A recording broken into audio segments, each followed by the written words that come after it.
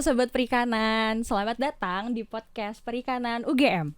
Perkenalkan, nama saya Hanindya Fairuzia Hidayat dan saat ini kita sudah ada di segmen Perikanan Menginspirasi dan ini sudah ada narasumber kita yakni Bapak Heri Saksono yang merupakan salah satu dosen di program studi manajemen sumber daya akuatik Departemen Perikanan Fakultas Pertanian dan baru-baru ini baru saja mendapatkan penghargaan sebagai dosen pembimbing lapangan berprestasi UGM tahun 2023 yang akan membersamai kita pada podcast hari ini.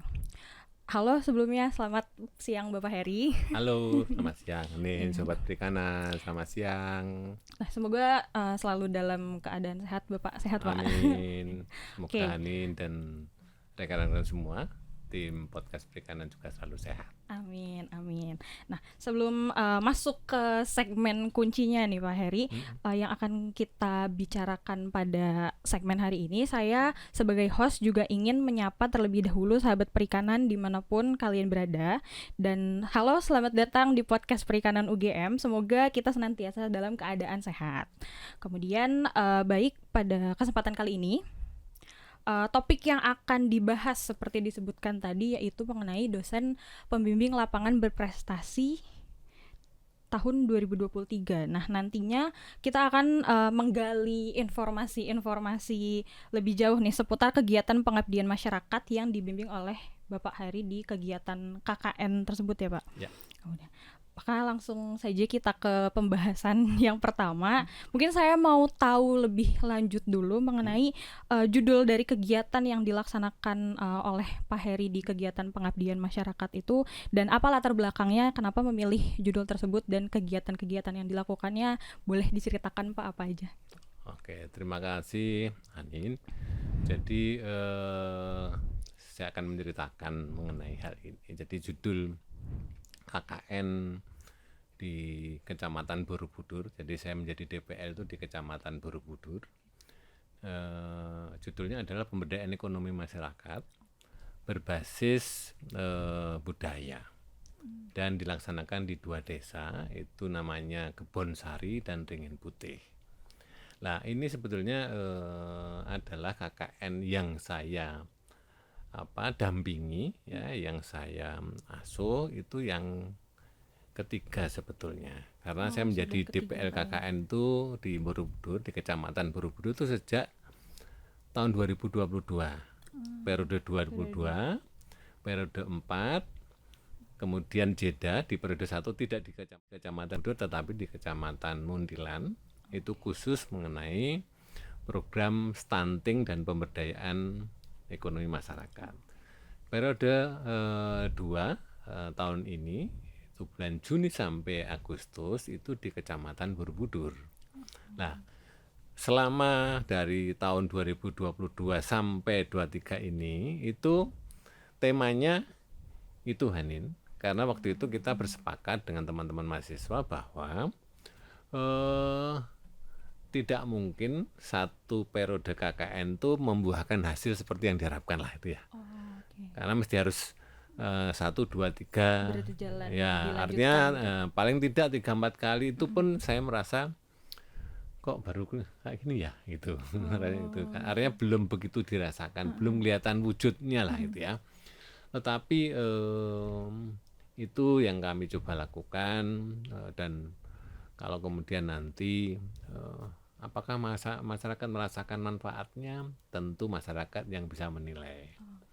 Tetapi ketika misalnya di akhir KKN terus saya pamit dengan Pak Lurah, dengan warga itu, terus kemudian saya bertanya kepada mereka, apakah KKN UGM masih diperlukan? Masih. Apakah masih bersedia untuk ditempati mahasiswa KKN UGM? Mereka masih dengan senang hati selalu mengatakan seperti itu. Berarti Gitu. berkesan ya bagi ya pendapat dari lurahnya itu mereka merasa Dari lurah, dari Pak Cari atau Pak Sekdes, kemudian dari dengan warga juga, karena saya sering juga ngobrol dengan warga juga. Terutama kalau saya tanya misalnya bagaimana anak-anak saya ketika kayak di sini memberikan manfaat Mbak, Mas, Pak itu ya, gitu. Itu selalu mengatakan itu. Gitu. Oke, berarti untuk satu tim KKN-nya sendiri yang di tim Borobudur Bapak itu ada berapa anak, Pak? Bervariasi. Jadi antara 23 sampai 30 mahasiswa. Oh, Jadi ada periode di mana jumlah mahasiswa 30. Ada periode di mana mahasiswanya 23 gitu. Jadi antara itu, kemudian tadi kan ada 2 desa, Bonsari dan Ringin Putih.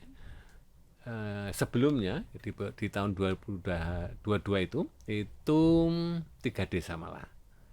Tapi tahun 23 itu dipecah. Jadi 4 desa, 2 desa 1 DPL, 2 desa 1 DPL. Oh, berbeda. Jadi ada 2 DPL, Oh, 2 ada DPL. dosen pembimbing lapangan. 2 desa di atas dibimbing oleh 1 dosen, 2 desa di bawah itu dibimbing oleh 1 dosen pembimbing. Saya milih di bawah karena interaksi sudah lama gitu ya. Oke. Gitu. Kemudian untuk pemilihan desanya itu apakah kan sudah dari 2022 ya di Ya. Borobudur. Apakah desanya berubah-berubah semenjak tahun 2022 itu atau tetap di situ sampai terakhir kemarin? Desanya tetap. Ya, desanya tetap. Jadi kalau saya boleh menyebut nama pertama tahun 2022 itu Giri Tengah, Kebonsari, Ringin Putih. Terus itu periode 2. Periode 4 itu masih sama. Ya, jadi yang Giri Tengah itu di lereng Pegunungan Menoreh. Jadi harus naik. Oke. Kalau naik mobil tidak bisa simpangan. Jalannya masih Dan itu. harus kira-kira SIM-nya beneran lah itu. Ya. Itu. Kemudian yang 2 Kebonsari dan Ringin Putih itu di bawah. Jadi kalau Anda sudah pernah ke Borobudur? Sudah, Pak. Sudah. Jadi itu candi itu posisi desanya itu yang Kebonsari itu di barat candi itu sekitar 1,5 kilometer dari candi ke arah barat, Dekat ke arah Salaman. Yang Ringin Putih itu jaraknya hampir sama, tetapi arahnya selatan, barat daya, barat laut, barat lautnya, ya barat lautnya. Jadi di sana. Mengapa tetap? Karena ya tadi ingin melihat kalau 3 kali kira-kira progresnya nggak apa-apa sih, ya, gitu, gitu. Oke, lanjut ke pertanyaan selanjutnya itu mengenai dalam kegiatan pengabdian masyarakat tadi mengenai pemberdayaan ekonomi masyarakat berbasis budaya. Ini program apa saja yang dijalankan oleh Bapak bersama dengan timnya itu tadi? Kemudian berapa lama kegiatan pengabdian dilaksanakan? Oke, KKN itu 2 bulan. Ya, 2 bulan, bahkan tepatnya 50 hari. 50 Ya, 50 hari. Sebetulnya terlalu pendek mungkin ya. Kalau dulu zaman saya kuliah itu 3 bulan. Oh, lebih lama Ya, lagi. lebih lama lagi. Tetapi kan sekarang program S1 kan berbeda. 2 bulan. Nah, apa yang dikerjakan? Pertama, kenapa berbasis budaya? Borobudur itu kaya akan tinggalan budaya, dan jangan salah memahami bahwa budaya itu bukan kesenian, bukan hanya kesenian. Bertani, kemudian memelihara ikan, membudidayakan ikan itu juga budaya. Ya, makanya kan budidaya ikan misalnya gitu ya. Iya, Misalnya gitu. Itu artinya budaya.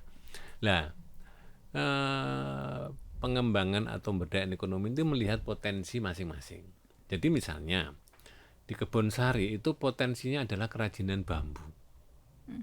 Jadi mereka membuat kerajinan bambu itu tidak hanya untuk pasar lokal, Borobudur dan sekitarnya, atau regional, dijual sampai Magelang, Jogja misalnya, tapi juga ekspor juga. Sudah skala ekspor. Ya, misalnya kerajinan bikin lampu gitu, bagus banget itu. Ya, lampu itu bagus banget. Sedangkan Ringin Putih itu yang dominan itu adalah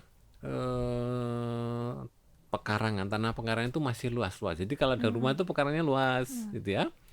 Dan tanaman yang menjadi sumber hidup mereka itu adalah 1 pepaya, kemudian ketela pohon ada, kemudian ada tanaman yang lain lagi.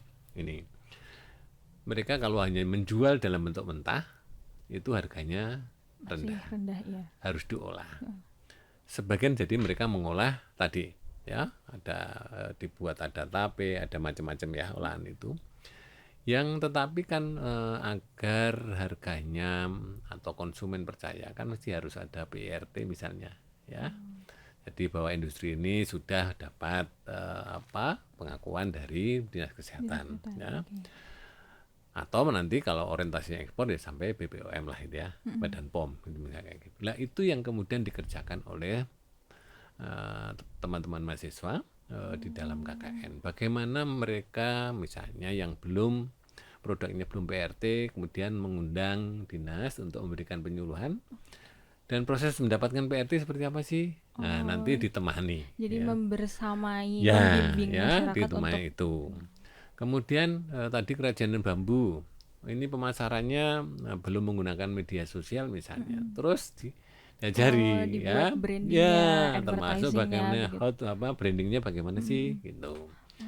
Jadi ini yang dikerjakan dan termasuk juga gini, desa itu ada website, tetapi nggak pernah diupdate datanya, Itu karena kendala ya di kendalanya. desa-desa ini. Jadi kemudian harus membentuk lembaga dalam arti menyiapkan siapa sih Ya, anak-anak atau anak desa atau kemudian dalam arti pamong desa yang kemudian bisa kemudian diajari begini itu sehingga akhirnya saya selalu mengingatkan pokoknya kalau membuat program jangan sampai nanti ketika kamu tinggal itu programnya selesai berhenti artinya harus kemudian mereka bisa melanjutkan itu keberlanjutan dari programnya. Jadi kalau misalnya membuat desain diajari membuat desain untuk branding ya supaya mereka bisa begitu.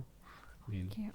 Luar biasa berarti program-programnya sangat menyesuaikan dan sepertinya memang itu yang dibutuhkan oleh masyarakat di sana. Dan di dalam menyusun kan selalu begini, masyarakat nanti ada pertemuan terus kemudian apa toh yang mereka butuhkan. Mendengarkan. Ya, terus apa sih yang kami bisa ya, kemudian dipertemukan antara kebutuhan dengan ide gagasan itu kemudian nanti diwujudkan dalam bentuk apa, kayak gitu. Ya.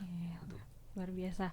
Kemudian selanjutnya ini sejauh kegiatan itu berlangsung gitu, bagaimana hasil yang didapatkan dari kegiatan pengabdian dan bagaimana respon masyarakat di lokasi kegiatan pengabdian dan apakah respon mereka ini cukup mendukung untuk menjalankan kegiatan pengabdian yang seperti sudah Bapak jelaskan gitu, atau mungkin dari kan sudah dijalankan dari tahun 2022 dengan program yang seperti itu, apakah ada peningkatan gitu dari merekanya minta diajarin yang lebih lagi bukan cuman branding aja tadi tapi sampai ke hal-hal yang lebih advance kayak memasarkan di marketplace atau gimana gitu.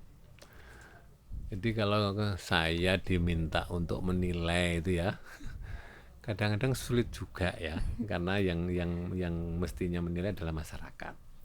Tetapi seringkali saya menggunakan indikator yang lebih mudah. Apakah yang kami kerjakan itu bermanfaat atau dibutuhkan masyarakat apa tidak? Itu adalah ketika pulang ditangisi enggak? Indikatornya itu ya. Apalagi kalau KKN di tempat yang jauh itu nanti bisa satu desa itu mengantar pulang sambil nangis ya. Tetapi di Borobudur misalnya saya lihat bahkan misalnya satu saat di Giri Tengah waktu itu kebetulan satu mahasiswa ini nih anak pencinta alam. Tiap pagi itu dia seperti keliling desa itu ya.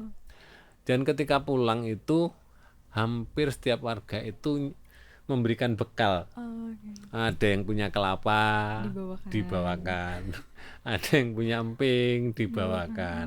Ada yang punya singkong dibawakan. Itu sambil selalu mengatakan jangan lupa ya dengan kami. Jangan lupa ya dengan desa ini.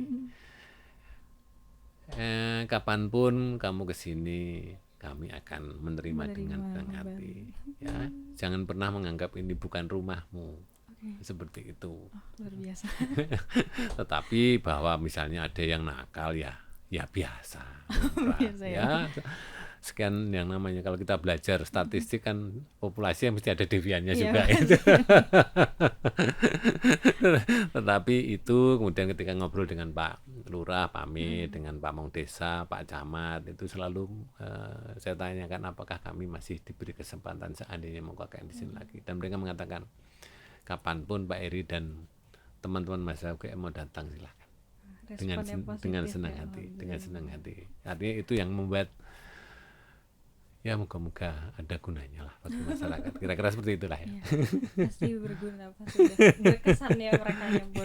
Kemudian mungkin tadi kalau sudah kita tanya-tanya tentang kesan dari masyarakatnya gitu, kira-kira kendalanya sendiri, kendala terbesar selama kegiatan pengabdian di lokasi tersebut berlangsung menurut Pak Heri yang sejauh ini sudah dirasakan itu apa aja? Gini, anak-anak ini kan datang dari latar belakang yang macam-macam, berbeda. Berbeda-beda. Ya, kalau dulu kebiasaan saya itu begini. Kalau saya menerima daftar mahasiswa, anak yang datang dari kota, itu mesti akan saya tempatkan di tempat yang paling sulit. Kenapa? Agar belajar untuk hidup yang berbeda, gitu ya. Tidak untuk mempersulit, mengajari bahwa ada kehidupan yang lain. Ada yang lain. Nah, kalau tadi pertanyaannya apa kendala, ya tadi ada yang mudah beradaptasi, ada yang agak susah. Karena kan misalnya gini, kalau KKN di musim kemarau Juni Agustus itu kan kemarau, ya. Di beberapa tempat di desa itu kan misalnya mandinya harus di sungai, misalnya. Sementara sungainya airnya tinggal dikit, ya, itu misalnya kemana harus mandi. Nah, seperti di desa di Giri Tengah misalnya waktu itu harus mandi tidak di tempat pondokan, tetapi di seberang di SD misalnya gitu. Nah, sebagian itu kan tidak nyaman, harus belajar untuk itu. Ya, ngajari untuk itu. Kemudian ada juga yang tidak dapat kasur, ya bagaimana sih harus menyikapi ini.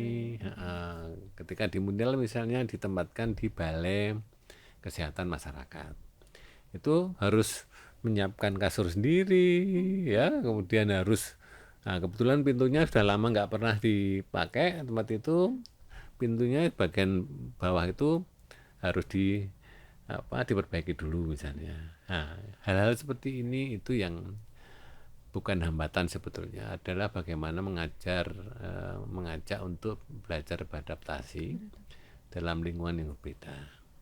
Termasuk saya selalu mengatakan begini, kamu semua kan sudah besar, seandainya nanti ada yang jatuh cinta, yang jatuh hati, nggak apa-apa. Itu sebuah kewajaran saja, ya, sebuah kewajaran saja. Meskipun ada juga DPL yang nggak membolehkan, ya. Kalau saya sih, saya mengatakan saya bukan satpam, jadi gitu. Jadi kalau ada yang cinlok itu udah kewajaran saja. Tetapi pesan saya, tahu tempat, tahu waktu, ya.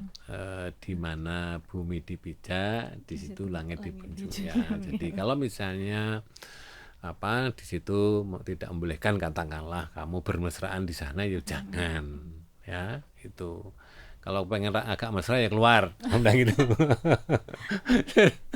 Gitu. Tapi ya tadi anak-anak itu kan mungkin kalau sedang jatuh cinta mungkin terlalu bersemangat mungkin misalnya.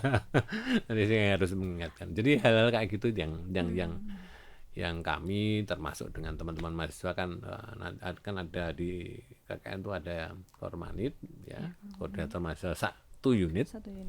Ada Kormasit yang masing-masing subunit, yang itu bagian dari yang kami saling mantau bagaimana teman-teman itu, ya saya pantau. Terus kadang malam chattingan gitu, gimana gitu. Berarti walaupun Pak Heri tidak ada di lokasi terus-terusan, tapi tetap memantaunya via Kormanit dan Kormasitnya itu terus. Kormanit, Kormasit, kadang-kadang juga anak-anak yang katanya gimana programmu, sehat enggak, gitu ya.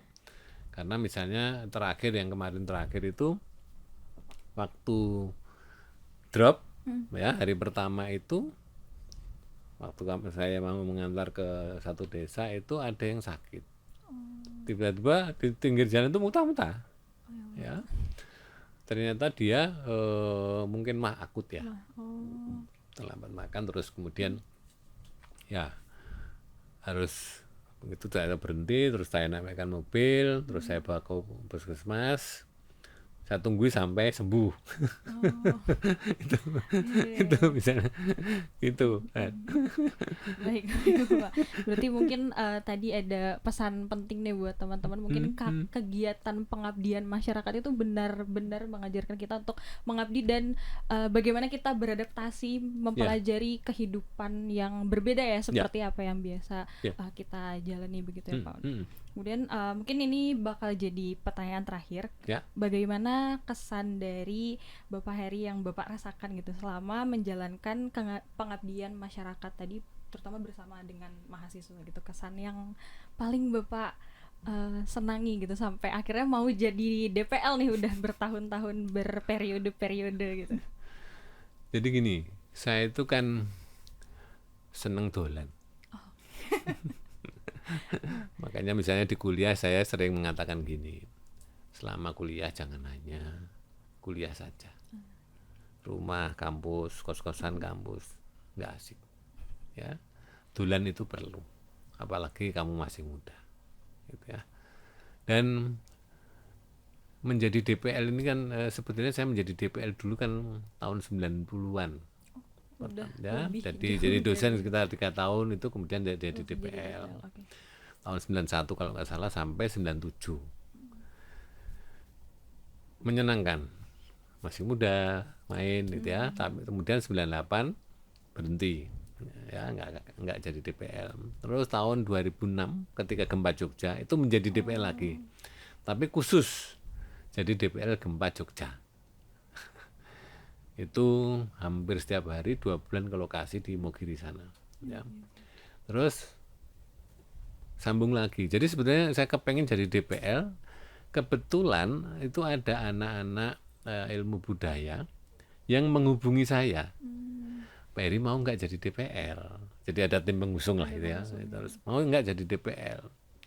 Di mana? Borobudur. Saya langsung apa anunya yang mau, tema yang mau diusung tentang tadi pemberdayaan ekonomi apa itu. Terus kemudian mana Borobudur? Mau. Jadi kemudian saya berpikir ini kesempatan dolan lagi. Dalam bahasa Jawa itu njajah desa milangkor, itu artinya ya keliling desa untuk kembali merasakan gini, yang mungkin dalam bahasa yang lebih puitis itu denyut nadi masyarakat lah itu. Karena itu bagian dari yang menyenangkan di dalam hidup ya, menambah saudara, bertemu dengan banyak orang, mendengarkan apa yang menjadi yang mereka rasakan.